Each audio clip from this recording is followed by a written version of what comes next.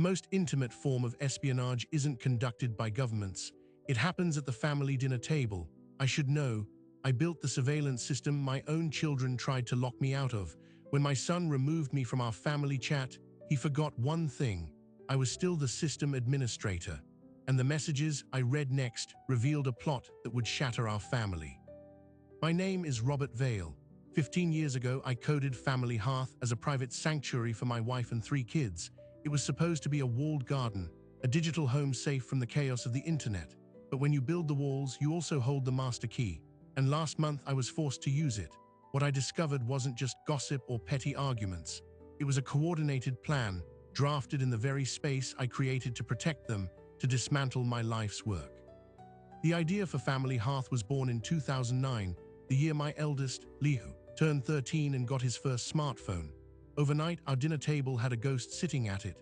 He was physically present, but his attention was in a pocket-sized world of texts and forums I couldn't see.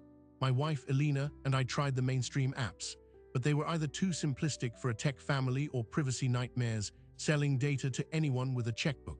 So I built our own. I coded it over 3 months in our basement. End-to-end encryption, no data storage on external servers, a simple, clean interface for sharing photos, coordinating schedules, a family journal. It was just for us, the 5 of us. That was the entire point. For years, it was perfect. Leo, Maya, and our youngest, Chloe, grew up inside it. It held birthday wish lists, secrets about first crushes, panic messages about forgotten homework. I was the silent guardian, the admin. I never read their private direct messages. That was a firm line. My role was to keep the lights on and the doors locked against the outside world, not to police the conversations inside. That trust was the foundation. First fracture appeared 2 years ago when Leo graduated and moved to Austin for a finance job. Maya was a sophomore at Stanford. Chloe, my baby, was a junior in high school. The digital family home started to feel quiet. Then it evolved. Chloe started a subgroup called Siblings Only. Harmless, I thought. Then Maya created No Parents Allowed. I chuckled when I saw the notification. It felt like a rite of passage. Elena even said, "Let them have their space, Rob. It's healthy." And I agreed, in principle. But the rhythm changed. The main family feed, once bustling with a dozen messages a day, went silent for weeks. When I'd ask about it at Sunday dinner, I'd get a chorus of "We're just busy, Dad, and everything's on the other threads, you saw the photo." But I hadn't, because I wasn't on the other threads. For the first time, I was an observer on the periphery of my own creation. The garden wall was still there, but I was standing outside it. The real shift happened 8 months ago. It was Chloe's 18th birthday. We had a party here at the house. Leo flew in, Maya drove up. It was a perfect night. Laughing, stories, cake. At one point, Leo clinked his glass and said, "Okay, serious family announcement." He grinned. "I think it's time we migrated to Discord. Seriously. Separate channels for games, for memes, for actual planning. It's way more functional. And Dad, before you give the security lecture, I'll set up the server. It'll be secure." The table got quiet. Elena smiled, but it was tight. Maya jumped in. "It makes sense, Dad. Family Hearth is sweet, but it's like using a landline. Discord is where we actually live online now." Chloe just nodded, looking between her siblings and me. I felt it then, a cold, quiet click in my chest. This wasn't a suggestion. It was a proposal for a vote of no confidence. In my system, in my role, I kept my voice easy. What about the encryption, the journ? "All our photos are threaded there." Leo waved a hand. "We'll export the photos. The journal is basically a dead thread. It's okay for things to end, Dad." They were so reasonable, so logical, and they were dismantling the central artifact of our family's digital life. I looked at Elena. She gave me a small, pleading shake of her head. "Don't make a scene," so I didn't. I took a bite of cake and said, "Let me think about it." The subject was dropped, but the seed was planted. A week later, I logged into the admin dashboard. Activity was down 60%. The siblings-only group, however, was blazing, thousands of messages. The No Parents Allowed group was also active. I stared at the screen. The line I'd never crossed, reading private messages, felt thin and fragile. I didn't cross it. Not then. Instead, I made a decision. If they wanted a new platform, I would make it for them. I'd build Family Hearth 2.0 better than Discord. Secure, familiar, but with the features they wanted. It would be my peace offering, my way back to the center. I spent 4 months on it. Nights, weekends, I didn't tell them. I wanted it to be a surprise, a grand gesture. I finished the beta version in late February. I planned the reveal for Leo's visit in March. I was nervous, genuinely nervous, like I was proposing a business deal to my toughest client, my own children. The night before he arrived, I logged into the admin panel one last time, just to check the system stats before the big migration. And that's when I saw it. A log entry at 10:18 p.m., user Rob Vale, removed from group Family Core by administrator Leo Vale. I stared. I actually leaned back from my monitor. Removed from the main family group, the one I created. I refreshed the page. The entry didn't change. I was no longer a member of my own family's chat. My admin account, sysadmin Robert, was separate. That's how I'd built it for security. They hadn't touched that. They couldn't. But Rob Vale, my user profile, my father profile was gone. A storm of emotions. Hurt first, white-hot and surprising, then confusion. Why? Was it an accident? A preemptive cleanup for the move to Discord? Then a colder, more calculating feeling settled over me, the one that writes code to solve problems. They had removed me, but I was still the system administrator. I owned the very architecture of their privacy. I went to the direct message logs, the ones between the siblings. The line I had never crossed for over a decade was now just a digital relic. They had voted me off the island, so I opened the archive. The first messages were mundane, planning for Leo's trip.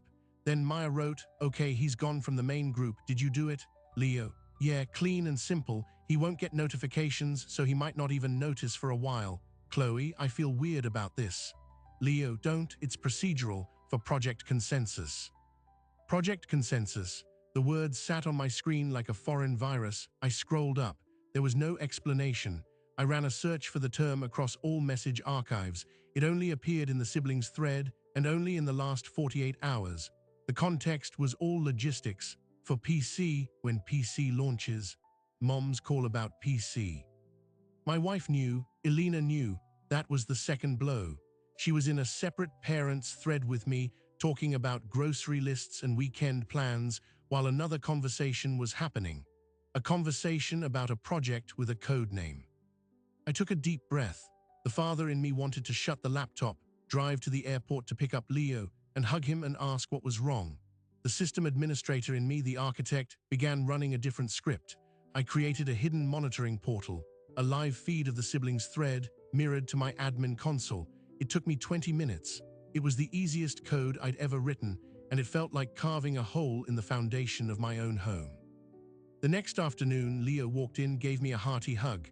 "Dad, you look tired," I smiled. "Just up late coding." His smile faltered for a microsecond.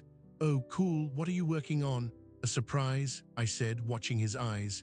He nodded, slapped my shoulder, and moved on to hug his mom. The performance of normalcy began. Dinner was that night. Lasagna, Elena's recipe. Laughter, wine, questions about Austin and Stanford. It was a flawless imitation of our old family dinners.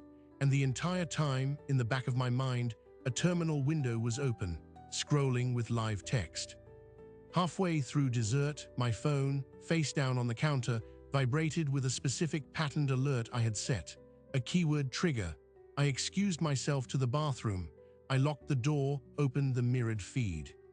Maya had written, "He's being weirdly quiet. Do you think he knows?" Leo, "He can't know. He's not in the group. Just stick to the script. PC launches Sunday after he gets back from his golf thing. Mom will handle the soft launch with him." My blood went cold, then very, very still. A launch, a script. My wife was the soft launch. This was coordinated. This was a plan. I walked back to the table. My son looked at me. "Everything okay, Dad?" "Perfect," I said, sitting down. "Just a work thing." I cut a piece of lasagna. "So, Leo," I said, my voice calm, almost casual. "You mentioned Discord last time. You guys ever get that server set up?" The silence was instantaneous and absolute. Leo's fork hovered. Maya looked down at her plate. Chloe's eyes went wide. Elena kicked my foot under the table. It was a confirmation louder than any message log. Leo recovered first, with that smooth, boardroom-ready ease I hadn't realized he'd perfected. "Oh, not yet. Been busy. We will, though." He took a bite, a clear conversation ender. That was the moment I knew this wasn't about a better chat app. This was about something else, and they had gone to extraordinary lengths to keep me in the dark, to remove me, literally, from the conversation. As I drove Leo to the airport the next morning, he was chatty, full of plans. I let him talk. My mind was in the admin dashboard. The live feed had gone quiet after the dinner conversation, but the archive was there. I had accessed the message history for the parents' thread between Alina and the kids, the one I wasn't in. And there, attached in a message from Maya to her mother sent 3 weeks prior, was a document. The file name was innocuous, Family Property Discussion Points, but the metadata showed it had been created by Leo, and its internal title, visible in my admin preview pane, was different. It was called Project Consensus, Proposal for Valuation and Transition. I dropped Leo off with a wave. I drove home. I walked into my office. I closed the door, and I opened the document. The first line was a bullet point. It read, "Primary objective, to convince Dad that the fair market value for the family hearth IP and associated patent is a compelling reason to sell." I leaned back. They weren't planning to leave my app. They were planning to sell it, from under me, to transition it, and the only way that works is if the creator agrees or if he is outvoted. I read the document 3 times. The words didn't change. Fair market value, patent, sell. My children had written a business proposal about my life's work, about our family's private history, and I was the mark, Project Consensus. The name was so sterile, so corporate, it made the betrayal feel like a quarterly review. The document laid it out with chilling clarity. They had done research. My patent for the core encryption architecture of Family Hearth, filed back in 2012, was cited in several academic papers on private group communications. According to their memo, that gave it provable, defensible value. They had even identified 3 potential buyers: a mid-tier social app looking for a privacy-first rebrand, a hardware company building family hub devices, and a data security firm. The valuation range they discussed was between $2 and $4 million. My son, the finance analyst, had built spreadsheets. My daughter at Stanford had drafted talking points about legacy and simplifying Dad's life. My youngest, Chloe, had contributed a section on emotional transition, suggesting we use some of the proceeds to fund a big family vacation, a severance package for my own creation. But here was the thing that turned my stomach. The proposal assumed my resistance. It had a whole mitigation section: potential objections, Dad's sentimental attachment, likelihood, high, counter-strategy, frame sale as inheritance planning, emphasize our future stewardship of funds, leverage Mom as primary emotional conduit. Leverage Mom, Alina, my wife of 25 years, was the primary emotional conduit. I closed the document. I didn't feel angry yet. I felt a profound, hollowing sense of dislocation, like I had been living in a beautifully furnished house and just discovered the blueprints showed a different floor plan entirely. I had 36 hours until the launch. Sunday, after golf, I spent them in a state of hyper-focused calm. I was no longer just a father who had been hurt. I was a system administrator conducting a forensic audit. I dove deeper into the archives. I needed context. When did this start? Why? I found the genesis in a thread from 9 months ago in the siblings-only group. Leo had posted a link to a tech article. The headline, "The Cottage Industry of Family Tech, Why Your Personal Code Could Be Your Biggest Asset." He wrote, "Look at this. This is literally Dad's app. He's sitting on a gold mine and treating it like a scrapbook."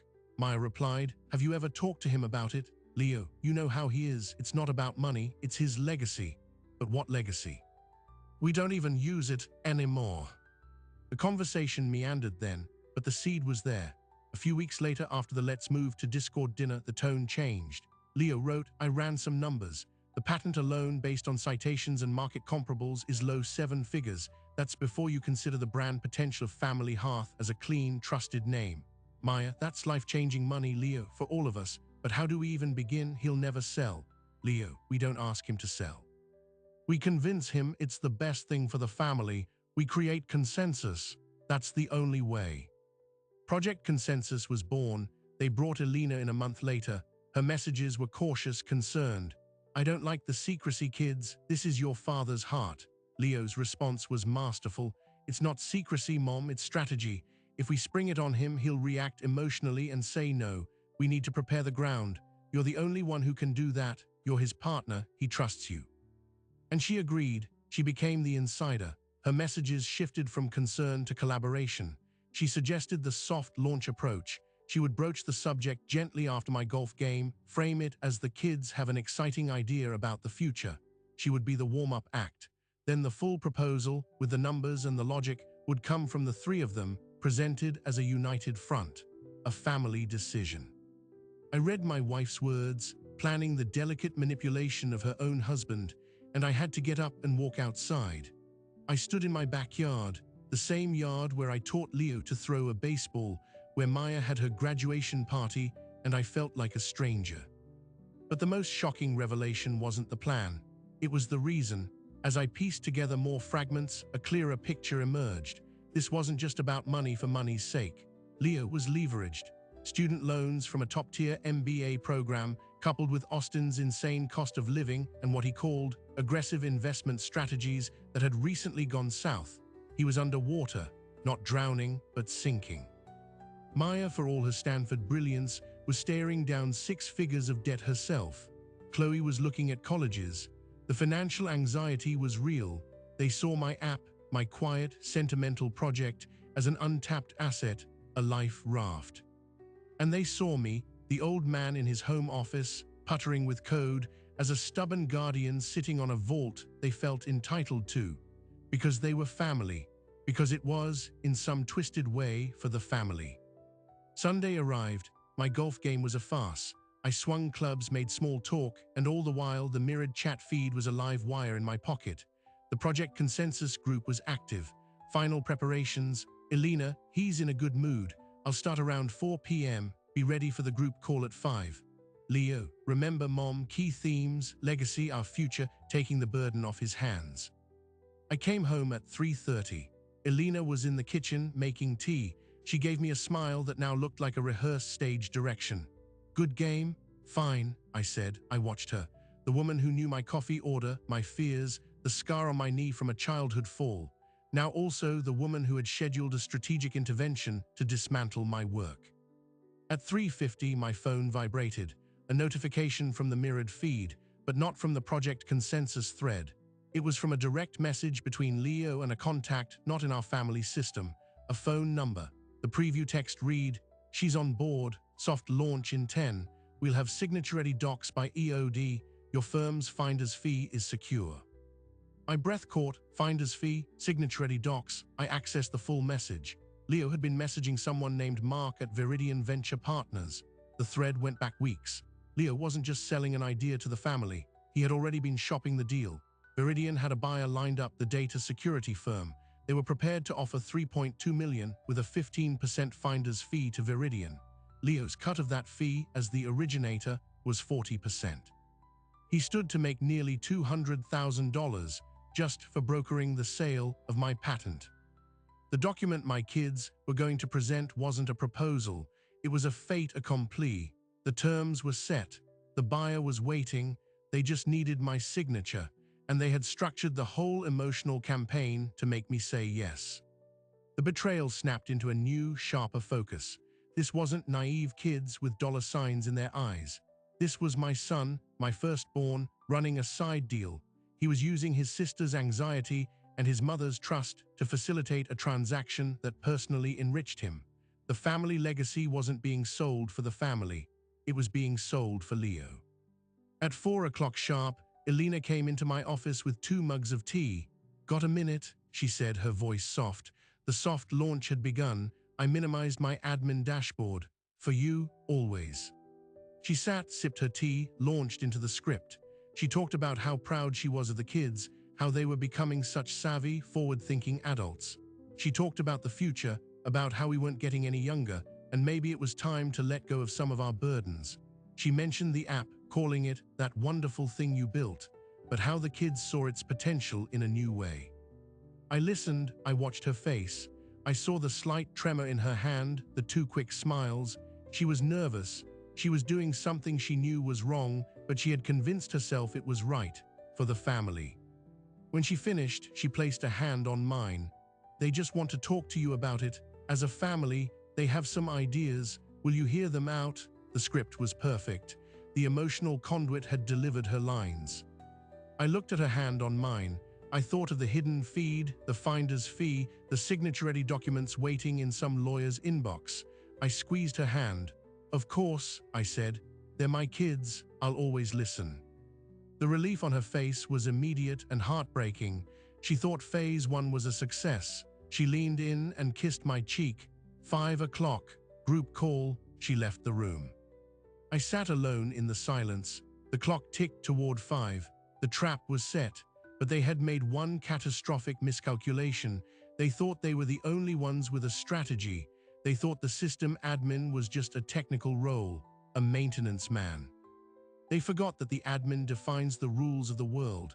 I had not just been reading their messages. I had access to everything, every draft of their proposal, every email Leo had sent to Viridian Partners from his personal account, which he had foolishly linked to our family domain for a professional look. I had the term sheet. I had the buyer's information. I had the digital paper trail of my own family's conspiracy. At 4:55, I didn't join the family video call link they had sent. Instead, I logged into the family hearth system as the root administrator. I had one last function to code, not a surveillance tool, a control.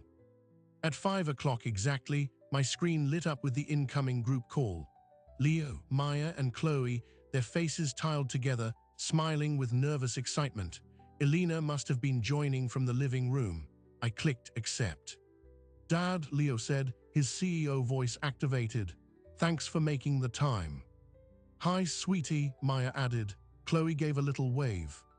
Hi, kids, I said, my voice calm. Your mom said you had something important to discuss. We do, Leo said, leaning into the camera. It's about Family Hearth. We've been thinking, all of us, about its future, and we have a proposal we're really excited about. We put together a little presentation. This is for you, Dad, Chloe said, her voice sincere. I'm ready, I said, but before you start, I need to do one quick thing. The connection seems a little unstable on my end. Let me just reroute us through the main server for better quality. Bear with me for 2 seconds. I didn't touch my video settings. I executed the command I had just written. A system-wide notification sent to every user on the Family Hearth platform, to Elena, Leo, Maya, Chloe, and to the mirrored feed I had of their secret groups. The notification read, System Notice, Administrator Override Enabled. All current and archived communications for group siblings only, no parents allowed, and Project Consensus have been compiled into a read-only digest. Digest access has been granted to all members of the primary family group. Please review for context before proceeding with scheduled activities. On the video call, 3 faces froze. The smiles vanished, replaced by confusion, then dawning horror as they presumably saw the notification pop up on their own screens. Leo's mouth opened. Dad, what is this? I think it's called context, Leo, I said, my voice still quiet. You said you had a presentation about the future of Family Hearth. I thought it was only fair that everyone in the family has the full picture of how we got here, so we're all working from the same set of facts, for consensus. Maya's hand flew to her mouth. Chloe looked like she might cry. In the background, I heard a door slam, Elena probably seeing the notification on her phone in the living room. The screen where my children's faces were now etched in shock was just one window on my desktop. The other window was the admin console, and it was waiting for my next command. The silence on that video call was the loudest sound I have ever heard. It was the sound of 3 separate worlds collapsing in real time. Leo's face went from shock to panic to a cold, defensive mask. Maya started crying silently, tears just streaming down her face as she stared at something off-screen, probably the digest of her own messages. Chloe whispered, "Oh no, oh God, Dad, I'm so sorry," before her video feed went black as she covered her camera. Leo was the first to find words. You spied on us." His voice was tight, accusatory, a brilliant deflection. "You violated our privacy, you read our private messages." I didn't flinch. "You removed me from my own family, Leo. You drafted a business plan to sell my work behind my back. You enlisted your mother and your sisters in a campaign to manipulate me, and you're concerned about my methods. That's different, he snapped, the CEO veneer cracking. That was for the family. This is just creepy surveillance. And the finder's fee? I asked, my voice flat. The $200,000 from Viridian Partners, was that for the family too, Leo? Or was that your broker's commission for selling your father's legacy? His jaw dropped. He hadn't expected that. I had accessed his linked email. The digests I sent only contained the family hearth messages. He thought his side deal was still hidden. The color drained from his face. Maya's crying stopped. She looked at her brother, her expression shifting from guilt to confusion. Finder's fee, she whispered. It's not like that, Leo said, but the conviction was gone. I have the term sheet, Leo, I said. I have your emails with Mark at Viridian. The offer is $3.2 million. Their fee is 15%. Your cut is 40% of that fee for originating the deal. The math is simple. And it's not in the family proposal you were about to show me, is it? Elena's voice crackled through the computer speaker, joining from another room. She sounded hollow. Leo, is that true? He didn't answer her. He was staring at me, a trapped animal calculating its next move. You had no right, he repeated, but it was a whisper now. I had every right, I said. I built the house. You plotted to sell it out from under me. I walked into the rooms you thought you'd locked. Now, do you want to have the conversation you actually planned to have, or do you want to have the conversation about what happens next? Chloe's video feed came back on. Her eyes were red, puffy. Dad, please, we didn't understand. Understand what, Chloe? I asked, my tone softening just for her. That it would feel like this, that it was stealing. Leo said it was an asset we were all letting sit idle. He said you'd never see its real value because you were too close to it. He said we were helping you. I believed her. Chloe was the heart, easily swayed by logic that sounded like care. Maya was the intellect, seduced by the elegance of a business solution. Elena was the peacekeeper, convinced she was preventing a bigger blow-up. But Leo was the architect, and his blueprint had a hidden clause. I need to speak to your brother alone, I said to Maya and Chloe. Please leave the call. Maya nodded mutely and disconnected. Chloe mouthed, I love you, before her screen went black. That almost broke me, almost. It was just me and Leo on the screen, and Elena listening somewhere in the house. Start from the beginning, Leo, I said. The real beginning, not the for the family pitch. Why were you so desperate? He was quiet for a long moment. When he finally spoke, he didn't look at the camera. He looked down, defeated. I'm in trouble, Dad, not just student loans. I got into options trading. With leverage, I lost a lot more than I have. I've been rolling debt, taking cash advances. It's a hole, a deep, dark hole. The finder's fee, it was going to be my way out, clean, before anyone had to know. The confession hung in the digital space between us. It was the missing piece, the personal desperation that transformed a bad idea into a secret crusade. And you thought the solution was to monetize my life's work, to turn our family's private space into your get-out-of-jail card. It wasn't just for me, he insisted, a last spark of defiance. The sale would have helped Maya with her loans, set up Chloe for school. Stop, I said, and the word cut through him. Stop selling. I've read the proposal. I've seen the spreadsheets.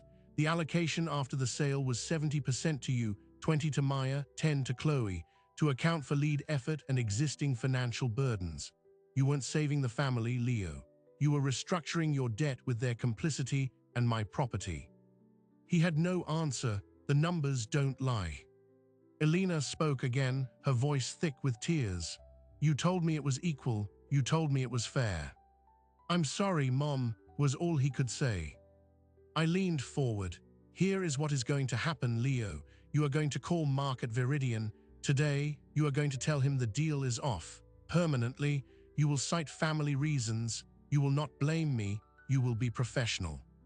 If I see a single email or hear of a single contact with that firm or any buyer regarding my patent after today, I will forward the entire correspondence, including your personal financial motives, to every academic institution that has cited my work. and to the relevant bar associations for any lawyers involved. I will make you unusable in that industry. Do you understand?" He nodded, a dull, mechanical movement. "As for your debt," I continued, "you will send me a full, truthful accounting, every lender, every amount, every interest rate. We will work on a plan, a real one. It will not involve selling anything that isn't yours. It will be hard, and it will be humiliating, and it is the only way you climb out of this without becoming the man who sold his family for an option trade." He was crying now, silent, ashamed tears. The polished young executive was gone. In his place was my scared son in over his head. The anger in me cooled, replaced by a devastating pity. "Log off, Leo," I said quietly. "Do what you need to do, we'll talk tomorrow." He disconnected without another word. I sat in the silence of my office. The battle was over, I had won. I had exposed the plot, defended my territory, and asserted control. I should have felt powerful, victorious. All I felt was empty. A soft knock at my door. Elena stood there, her face ravaged by tears. She didn't come in. "How long have you known?" she asked. "Long enough," I said. "You should have talked to me." "You were part of the strategy, Elena," I said, and the words were like stones. "You were the emotional conduit. How could I talk to you?" She flinched. "I thought I was helping. I thought I was preventing a war between you and the kids. I thought if we presented it together as a united family, you'd see the sense in it. I never wanted to hurt you." "But you did," I said, and the simple truth of it filled the room. "You saw I was at risk of being hurt, and you chose a strategy that involved lying to me instead of just talking to me. You became their agent." "I am their mother," she cried. "They were in trouble. Leo is in trouble. I was trying to fix it." "By deceiving me," I said. "That's the part I can't get past. The how, not the why." She had no defense. We stood there, a gulf of 15 feet and 25 years of marriage between us, fractured by a series of text messages I was never supposed to see. She turned and walked away. I thought that was the bottom, the worst of it. The revealed plot, the confessed debt, the broken trust with my wife. I had mapped the disaster and contained it, or so I believed. Because I had made a critical error. I had been so focused on the human betrayal, the messages, the plan, the financial deceit, that I had neglected the technical bedrock, the system itself. 2 days later, I received an automated alert from my patent monitoring service. A new filing had been published by the US Patent and Trademark Office. It was for a method and system for contextual family-based encryption key management. The abstract sounded familiar, dreadfully familiar. I opened the filing. The diagrams were different, the language was obfuscated with new jargon, but the core innovation, the way my app derived unique encryption keys from family member relationships and shared history, was there. It had been refined, given a fresh coat of paint, but it was mine. The listed inventor was not Robert Vale. It was a name I didn't recognize.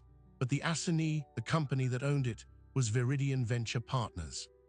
My blood turned to ice. Leo had called off the sale, but someone had already taken the core idea. I frantically cross-referenced the filing date. It was submitted 6 weeks ago, weeks before the soft launch, before the dinner. Leo had been in talks with Viridian for months. They hadn't just been negotiating to buy my patent. They had been working on a parallel track, documenting the core concept in a new way with a new inventor to file a fresh, competing patent. A common tactic. If you can't buy the original, you create a challenger that creates legal ambiguity, devaluing the original asset. But to do that, they needed deep technical details, details not available in my public patent filing, details that existed only in the source code of Family Hearth and in the white papers I had written for myself, stored on our family server. I ran a digital trace on our server, access logs. I found it. Over the past 4 months, there had been several unauthorized accesses to the source code repository and my private documentation folder. The accesses came from an administrative token that had been deactivated last year, a token I had created for Leo when he was in college, when he helped me test some early features. I had forgotten to delete it. He had remembered it. He had used it. He hadn't just wanted to sell the patent. He had given them the keys to potentially steal it, or at least to clone it so thoroughly that any sale would be mired in lawsuits, forcing me to settle for pennies. This was beyond betrayal. This was intellectual theft. This was the permanent poisoning of the well. I tried to call Leo. It went straight to voicemail. I called Maya. She answered, her voice small. "Dad." "Where is your brother?" I asked, my voice terrifyingly calm. I don't know. He's not answering anyone. After the call, he just shut down. "Dad, he's really messed up." "He's done something worse, Maya," I said. "He gave away the crown jewels. He didn't just want to sell the family silver. He let them make a mold of it first." I explained the patent filing, the server access. The silence on her end was profound. "He wouldn't," she finally whispered, but it wasn't a defense. It was a realization. He was so desperate. Desperation is an explanation, Maya. It is not an excuse, and it is not a shield from consequences. "What are you going to do?" she asked, fear in her voice. What was I going to do? I could sue Viridian. A long, expensive, brutal intellectual property war. I could expose Leo, potentially having him charged with computer fraud. I could burn it all down. But as I sat there, staring at the stolen diagrams of my life's work, a colder, clearer thought formed. This wasn't just a family problem anymore. It was a legal one, a professional one. And the man who built the system had one final, definitive tool at his disposal, one that didn't involve lawyers or lawsuits, one that went right to the heart of the technology they thought they could steal. I had built a backdoor, not for spying, for salvation, a dead man's switch embedded in the encryption architecture itself, a way to prove, cryptographically and beyond any legal doubt, the origin and ownership of every line of code, every process. I never thought I'd need it. I called it the Genesis key. It was time to use it, not to destroy my family, but to save what was left of my life's work from the wolves my son had invited to the door. The Genesis key wasn't a weapon. It was a birth certificate, a cryptographic signature woven into the very first line of code I ever wrote for Family Hearth that could irrefutably timestamp and attribute the entire architecture. It was my last resort, my proof of origin in a world of digital copies. I activated it that night. The process took 6 hours. It generated a forensic audit trail linking every innovation in my patent to that original signed Genesis block. It was unassailable. The next morning, I didn't call a lawyer first. I called Mark at Viridian Venture Partners. He was expecting a call from Leo, perhaps, not from me. "Mark," I said when he answered, his voice cautiously professional. "This is Robert Vale. I believe you have a patent filing based on my intellectual property." A pause. "Mr. Vale, I'm not sure what you're referring to. Our filings are based on proprietary research." "I have the Genesis key audit trail," I said calmly. "I have server logs showing unauthorized access via my son's old token. I have the email chain where you instructed your inventor to reformulate the key management process described in my white paper, which was accessed from that same server. I am calling to give you one opportunity to withdraw the filing before I submit my evidence to the PTO and file for injunctive relief." The silence on the other end was different from the silence with my family. This was the silence of recalculating risk. "Your son led us to believe he had authority to discuss the asset," Mark said carefully. "My son had no authority," I replied. "He had a key to the house he no longer lived in. You are professionals. You know what this looks like. Withdraw the filing by end of business today. Any further attempt to commercialize this concept will be met with immediate and public litigation. I have nothing to lose, Mark, do you?" He hung up, but by 3 p.m. that day, I received a notification. The rival patent filing had been petitioned for express abandonment by the assignee. Viridian had cut its losses. The fire was out. Now came the harder part, the family part, the ashes. I didn't summon everyone for a dramatic meeting.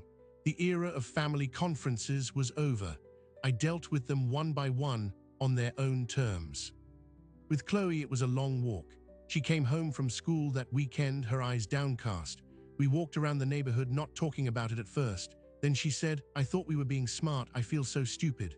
I put my arm around her. You trusted your brother, I said. That's not stupid, it's loyal. The lesson isn't to stop trusting, it's to learn that even people you love can be wrong and it's okay to ask questions. We cried a little right there on the sidewalk. It was a start. With Maya, it was a video call, all business at first. She laid out a plan to repay her student loans without the sale, showing me spreadsheets, timelines. It was her way of apologizing through action, through amended plans. I told her I was proud of her initiative and that I would help. But I also said, the next time you have an idea about my life's work, come to me, not to a secret chat. She nodded, and for the first time, she looked like my daughter again, not a co-conspirator. With Elena, it was silence, a week of it. We moved through the house like ghosts, orbiting the same space but light years apart. Then one evening she was in my office doorway. She didn't come in. She said, I forgot who you were. I started seeing you as an obstacle, the stubborn father, not the man who built this to keep us safe. I chose the path of least resistance with the kids over being a partner to you. I will spend a long time being sorry for that. I looked at her, the woman I loved, who had forgotten the blueprint of me. I don't need you to be sorry forever, I said. I need you to remember, and I need to know if you want to rebuild on this new site, knowing the foundation is cracked. She didn't have an answer that night, but she stayed in the doorway, and that was something. Then there was Leo. He showed up at the house unannounced 10 days later. He looked hollowed out. He stood in the foyer, wouldn't come further in. I resigned from Viridian, he said. I told them why. I've contacted a debt consolidation firm. Here's the full accounting. He handed me a printed document. And I've spoken to an attorney about turning myself in for the unauthorized computer access. I want to make a statement to the authorities so you have it on record if you need it for any future action. This wasn't the polished CEO or the panicked son. This was a man accepting the full weight of the wreckage.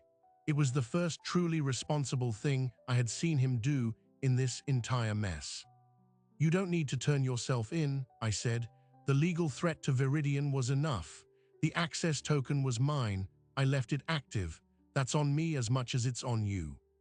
He shook his head. It's not enough, Dad. I need consequences.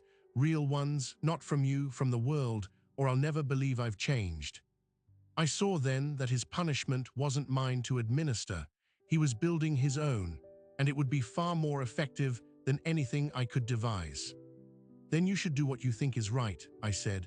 But know this, you are still my son. This, I gestured between us at the house, at the invisible code hanging in the air, is a catastrophe. But it is not the end of your story unless you choose it to be. You climb out of the hole yourself. I will not pull you out, but I will not fill it in on top of you either. He nodded, a single, sharp movement. He turned to Lave. Leo, I said. He stopped. The app, Family Hearth, what was it to you, really? He didn't turn around. His shoulders slumped. It was home, he said, his voice cracking, and then it was just a house, and then it was just a house with a price tag. He walked out. That was the truth I had been searching for, the core of the betrayal. They had stopped seeing the home and started seeing the real estate. In the weeks that followed, I made decisions. I officially shut down the Family Hearth server. I archived the data, the photos, the journals, and encrypted it onto separate drives for each of them. A digital memory box. The living community was dead. It had been poisoned. I also did something else. I used the Genesis key audit to file a new strengthened patent, closing the loopholes Viridian had tried to exploit. And then I open-sourced the core encryption framework. I released it to the world for free. If the idea had value, let it be used for good by anyone. Let it not be a vault to be looted, but a foundation others could build upon. I took the price tag off it forever. The final surprise came from an unexpected place.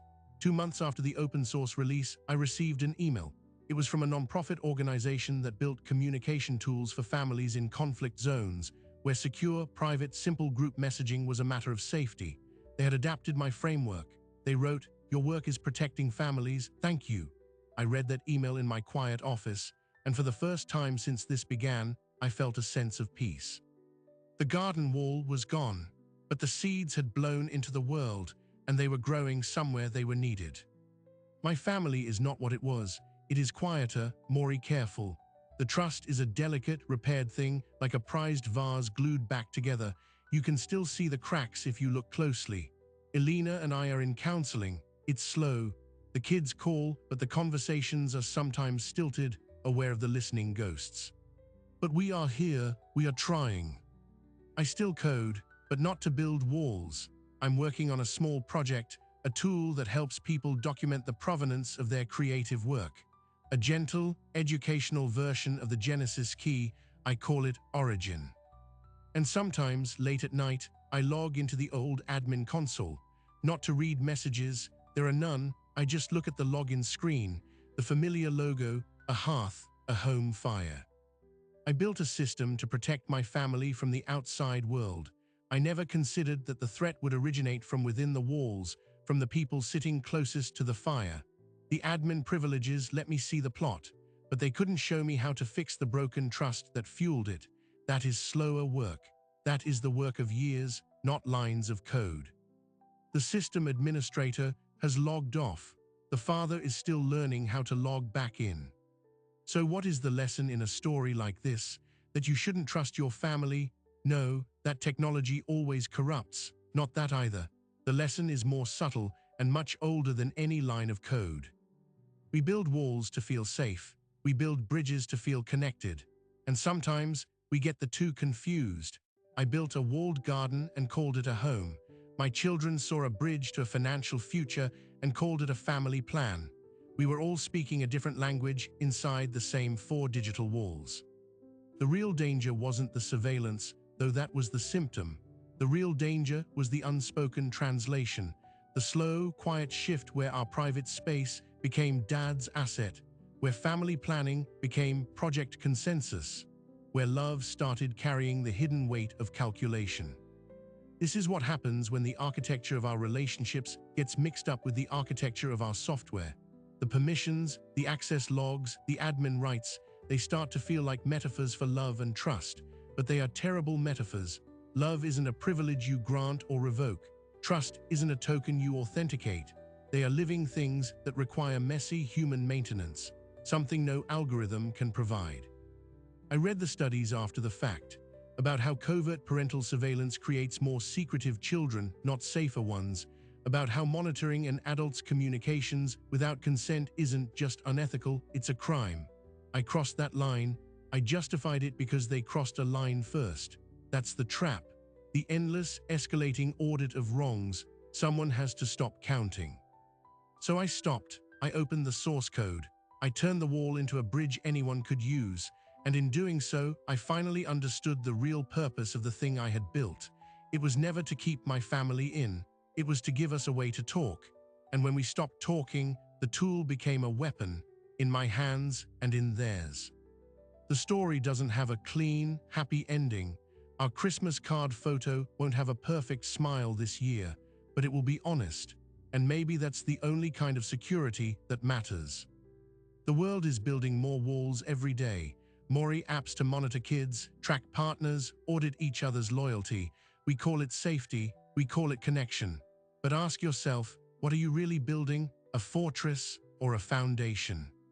If you take anything from this, let it be this. Before you code the next feature, have the next hard conversation. Before you check the logs, check in with your heart. The most secure system in the world is worthless if the people inside it feel like prisoners. Thank you for listening. If a story like this means something to you, consider subscribing. It tells us we're not just shouting into the void. We're building a different kind of room here, one with no admin privileges, just shared stories. We hope you'll stay. Good night.